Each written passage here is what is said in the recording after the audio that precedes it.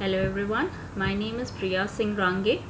I'm an assistant professor at the LG Institute of Physiotherapy and we'll be discussing something about biomedical physics. So today let's begin with laws of transmission of electromagnetic radiations. So we'll be talking about the different laws of transmission. These are going to be about reflection, refraction, absorption and attenuation. So let's begin with reflection.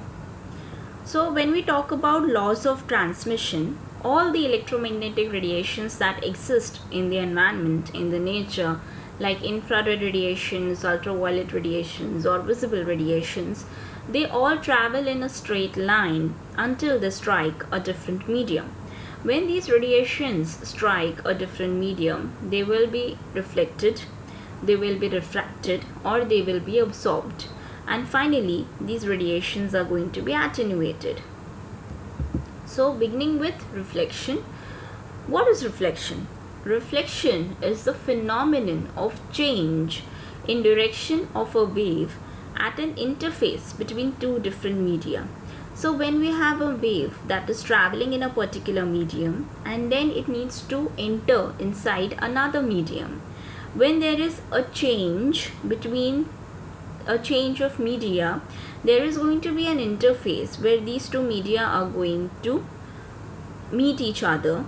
At this interface of these two different media, the wave is going to be reflected. That is, there is going to be a change in direction of the wave. Now what is this change in direction going to be? The change would be such that the wave would return to the original medium that it came from rather than going inside the second medium. So when we talk about reflection, we mean to say that the incident ray, when it reaches the interface of two different media, the incident ray, rather than traveling into another medium, may get reflected back. That is, it may go back into the medium that it came from or the medium that it originated from. This phenomenon is known as reflection. When we talk about reflection, reflection follows certain laws or certain rules. So what are these laws or rules? The first law of reflection states that the incident ray, the reflected ray and the normal all lie in the same plane. As we can see in the figure, what is the normal? A normal is an imaginary line that lies perpendicular to the surface or to the interface between the two media. So as we can see in the figure, the incident ray has come from one side of the mirror, and after reflection, the incident ray becomes the reflected ray, and the direction of the reflection, that is the medium in which the ray is getting reflected, is going to be the same. That is, it does not cross over into another medium, but it keeps moving on into the same medium, just the path is going to be changed here. The second law of reflection states that, as you can see in the figure, the angle of incidence and the angle of reflection are going to be the same. Now what is the angle of incidence? The angle of incidence is the angle between the incident ray and the normal ray, and the angle of reflection is the angle between the reflected ray and the normal. So when we talk about reflection, the angle of incidence and the angle of reflection are going to be the same. Also, the third law of reflection states that the incident ray and the reflected ray both lie on opposite sides of the normal. So it is not that they are going back into the same direction. Yes, they are going back into the same medium, but the direction of flow here has changed, and the incident and the reflected rays are now going to lie on opposite sides of the normal. So these are the three laws of reflection. The first one states that incident ray, reflected ray and normal are all lying in the same plane. The angle of incidence and the angle of reflection are the same, and incident ray and reflected ray lie on opposite sides of the normal. These laws of reflection are used or the clinical application is in the designing of reflectors.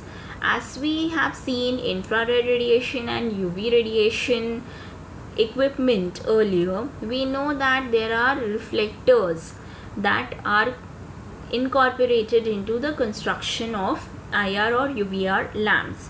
Now, what is the purpose of these reflectors? These parabolic reflectors are meant to direct the waves to the target tissue. That is the job of the parabolic reflector. As we can see in the diagram, a parabolic reflector collects all the waves that are traveling in an inappropriate direction. As you can see in the figure, the point P is the point source, which is producing infrared or UV radiations, which is producing electromagnetic radiations. The parabolic reflector, since it is a point source, it is going to emit radiations in all the directions in all 360 degrees. These waves that are not following any particular direction are going to strike the surface of the reflector, and they are going to be reflected back into the same medium. And the construction of a parabolic reflector is such that you get a uniform parallel beam of radiations when these radiations leave the parabolic reflector.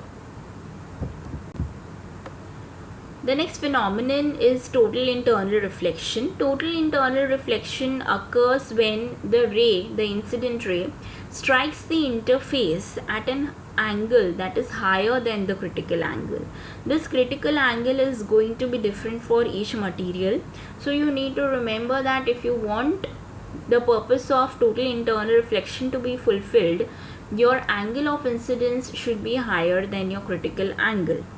And because of this, the rays are going to be reflected instead of being transmitted. And this kind of a principle is used in the application of ultraviolet radiations when we are trying to create a uniform beam of small diameter or narrow diameter by passing ultraviolet radiations through a quartz rod or a quartz tube. Next, talking about refraction. What is refraction? It is the phenomenon of change in direction of a wave when passing from one medium to another. So in reflection we saw that the ray moves back to the same medium. It does not cross over into the another medium. Here in refraction, the ray is going to transmit into another medium, but it is not going to follow its original path or original course. It is going to be slightly deviated from its original course, and this phenomenon of slight deviation of the ray from its original course is known as refraction. Refraction occurs when the angle of incidence is more than 0 degrees.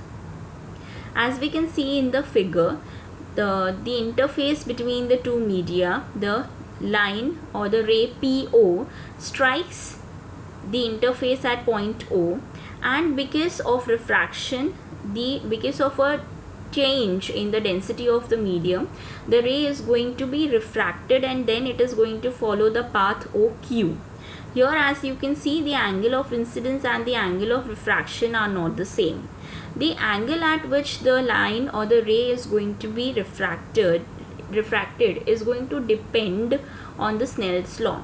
The Snell's law states that whenever there is a change in the medium, the ray is going to be refracted in such a way that if the ray is moving from a lighter medium to a denser medium, then it will be deviated towards the normal, and if it is traveling from a denser medium towards a lighter medium, it is going to be refracted away from the normal.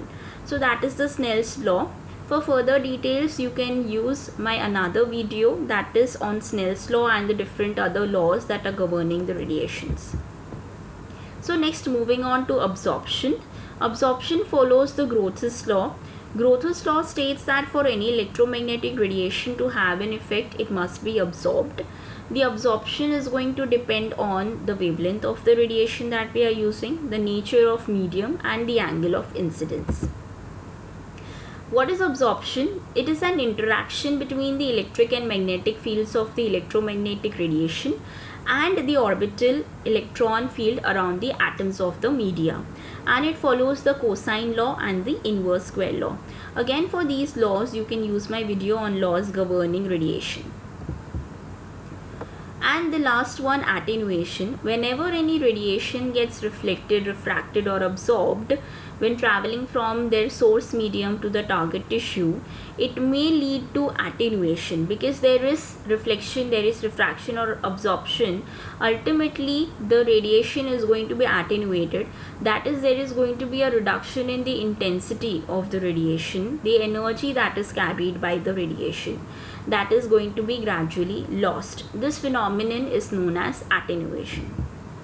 So today we talked about the different laws of transmission that the electromagnetic radiations follow, and all this is going to happen, or it is going to occur depending on the wavelength, the nature of medium and the angle of incidence.